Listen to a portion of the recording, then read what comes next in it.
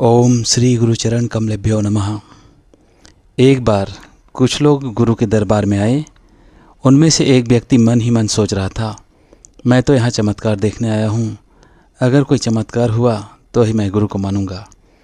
वह गुरु के पास गया और बोला, गुरुदेव, लोग कहते हैं कि आप बड़े चमत्कारी हैं, कृपया मुझे भी कोई चमत्कार दिखाइए। गुरुदेव ने कुछ नहीं कहा। उन्होंने उस व्यक्ति को रात में बुलाया और एक छोटा सा दीपक जलाकर उसके हाथों में दे दिया और कहा, जाओ इस दीपक को लेकर पूरी रात चलते जाओ और देखो क्या होता है।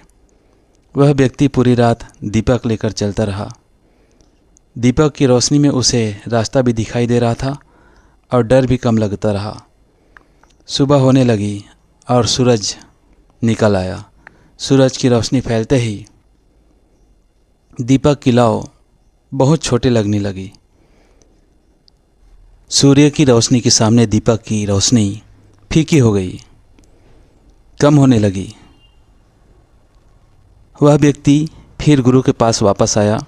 गुरुदेव उसे देखकर मुस्कुराकर बोले, रात में यह छोटा दीपक तुम्हें रास्ता दिखा रहा था और तुम्हारा डर भी दूर करता रहा, लेकिन जैसे ही सूर्य का उदय हुआ तो उस दीपक की रोशनी सूर्य की रोशनी के सामने कम हो गई और उस दीपक की ज़रूरत कम हो गई।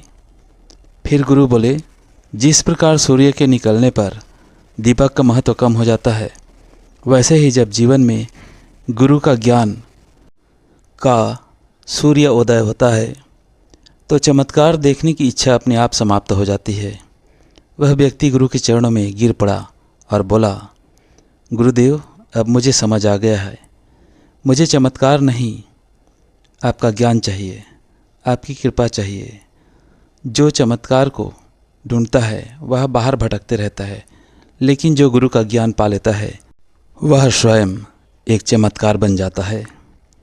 उसके जीवन में प्रकाश ही प्रकाश हो जाता है, उसका जीवन स्वयं प्रकाशवान हो जाता है।